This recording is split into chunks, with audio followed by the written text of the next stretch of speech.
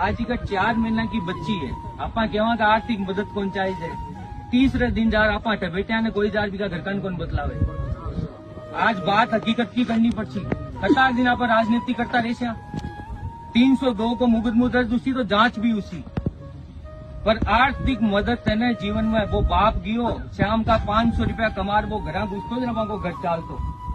आज बात के हम कोनी का आर्थिक मदद कौन चाहिए जरूरत पड़ती, क्योंकि भी लुगाई का और बेटी का धनी कोनी आज के बाद में।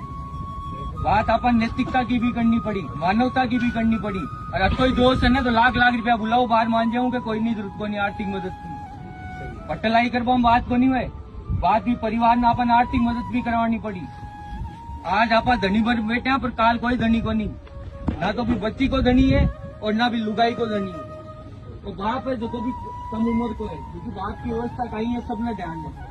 घर खर्चो चलाबो, लुगाई के लिए बहुत कठिनाइयां है। घर में मर्द हुए ना जरा लुगाई सुकून सोए कि मारो मोटियार शाम का कमाड़ ले मैं घर चलाशू।